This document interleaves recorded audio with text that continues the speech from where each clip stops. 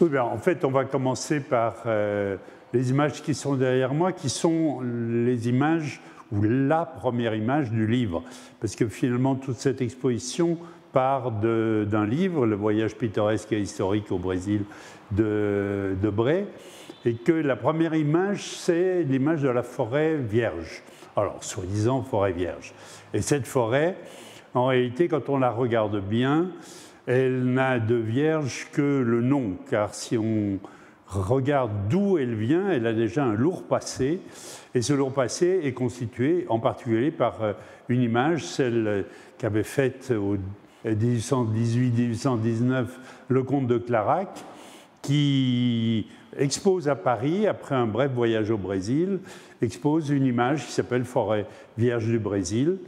et cette image a un succès fou. Elle est immédiatement reproduite en gravure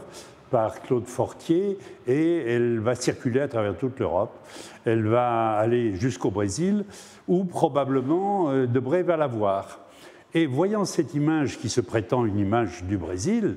il a, lui qui est là et qui connaît bien déjà depuis des années cette réalité brésilienne, une espèce de sursaut de colère en disant « mais non, ça ne ressemble absolument pas à ça ». La forêt au Brésil, c'est pour lui tout à fait autre chose que cette image romantique où on voit deux bororos en train de se promener avec leurs petits chiens dans une forêt qui les accueille, où ils sont comme chez eux. La forêt, pour Debré, avec son expérience du Brésil, c'est autre chose et il va nous le montrer à travers la reprise d'un fragment de l'image de Clarac, mais transformé par une espèce de collage sur le tronc qui traverse la rivière. Au lieu des deux bororos chez eux, on voit en réalité trois soldats qui entraînent enchaînés deux femmes et leurs enfants et les entraînent en esclavage. Et donc, ce que dit cette première image du livre de Debré, et c'est en fait un code de lecture qu'il nous propose pour l'ensemble de son ouvrage, c'est qu'au Brésil, tout commence par la violence. Tout commence par la violence exercée sur les Amérindiens par l'arrivée des Européens et des Portugais, et qui va se continuer par la violence exercée sur les Africains qu'on a extirpés de leur culture, de leur pays, de leur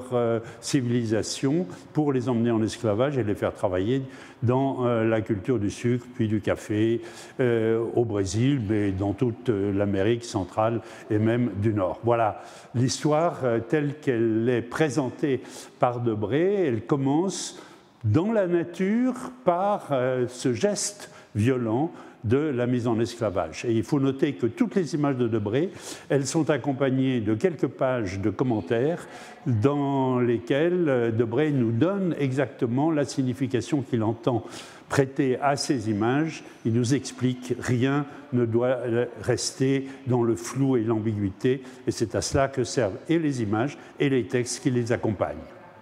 Jean-Baptiste Debré, en fait, quand il arrive au Brésil,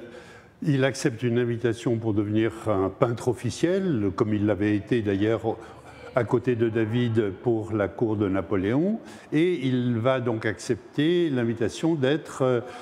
celui qui va construire une académie des beaux-arts au Brésil, qui verra le jour en 1826.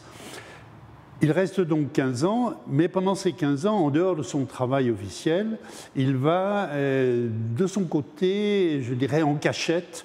produire 800 aquarelles qui sont en fait sa vision de la réalité brésilienne telle qu'elle se présente au moment où la colonie portugaise se transforme en empire. Et cette transformation, il voit bien, elle met au centre de sa réalité sociale et politique le travail des esclaves. Et le travail des esclaves devient pour lui donc le centre de l'activité de la ville de Rio de Janeiro, et il va la suivre dans des carnets, il s'assoit sur les trottoirs et regarde la vie publique, la vie laborieuse telle qu'elle se développe. Et ces 800 aquarelles sont un tableau, une espèce de sociologie en images tout à fait incroyable, tout à fait pionnière du point de vue de la science sociale, si je puis dire. Et c'est ce que j'appelle l'atelier de la rue, hein, qui s'oppose à l'atelier de la cour, où on voit les cérémonies comme il est de bon ton de les regarder. Mais ce deuxième aspect, cet aspect de la vie grouillante de la ville et de l'importance qu'y prennent les esclaves, c'est ce qui caractérise ce travail et ce qui va légitimer d'ailleurs le fait qu'il sera rejeté aussi bien par les Brésiliens que par les Français d'ailleurs, qui ne vont pas plus faire cas de cet ouvrage que les Brésiliens, et pendant un siècle et demi, il sera complètement oublié, l'ouvrage de Debré, jusqu'à ce que, petit à petit, dans les années 20 du XXe siècle, on commence à retrouver quelques-unes de ces images dans des revues, et puis l'anthropologue brésilien Sergio Millier le traduise en 1940, et à partir de ce moment-là, il devient l'ouvrage de référence sur la période impériale au Brésil. Et c'est donc à partir de cette réalité de l'esclavage et de la ville que Debré va développer son ouvrage qui va nous servir à nous pour faire après une exposition sur la manière dont les artistes contemporains se confrontent à cette réalité coloniale à travers, par la médiation du livre de Debré. Et alors évidemment, une fois que ces images sont republiées par Sergio Millier dans une nouvelle traduction, enfin une traduction, la première traduction brésilienne en 1940, ces images vont être reprises dans les manuels scolaires, et c'est là que les nouvelles générations d'artistes qui arrivent à la culture à travers les politiques d'accès à la culture qui, depuis la nouvelle constitution de 1988, favorisent l'accès des indigènes amérindiens et des afrodescendants à l'école, où ils vont rencontrer effectivement dans les manuels scolaires ces images de leur propre passé, ces images du passé de leur communauté pour lesquelles aujourd'hui ils font un travail de relecture car ce choc avec les images de la période coloniale est un choc qu'il faut absorber d'une certaine façon, qu'il est nécessaire de retravailler, et ce qu'ils font à travers ces resymbolisations, ces carnavalisations, tout ce travail de collage qu'ils exercent à travers la technologie en général du collage digital, cette nouvelle génération va le faire afin de, au fond, entrer dans le XXIe siècle en ayant absorbé les 2 siècles d'histoire extrêmement compliqués que leurs communautés ont vécu. Et donc la place centrale de Debré là-dedans est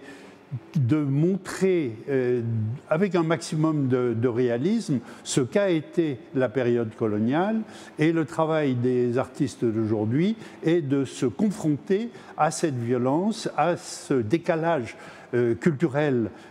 tel qu'il est exprimé dans cette iconographie. Et quand je dis exprimé dans l'iconographie, c'est toute la ville d'une certaine façon qui est pleine de ces images, car les images de Debré,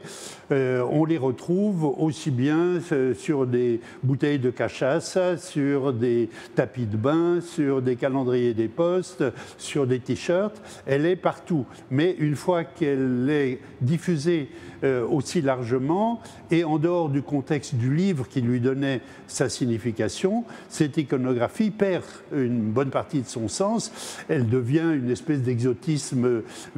propre à la société de consommation d'aujourd'hui, et il est donc nécessaire que ceux qui y sont directement figurés reprennent ça en main afin de donner du sens à ces images, de donner à nouveau du sens. Debré avait donné un sens très clair à ces images, bien la nouvelle génération doit faire le même travail. Et d'une certaine façon, comme Debré avait critiqué l'image de Clairac, eh bien, selon les mêmes méthodes, les artistes d'aujourd'hui reprennent et critiquent les images de Debré pour leur donner une signification à ce 21e siècle commençant.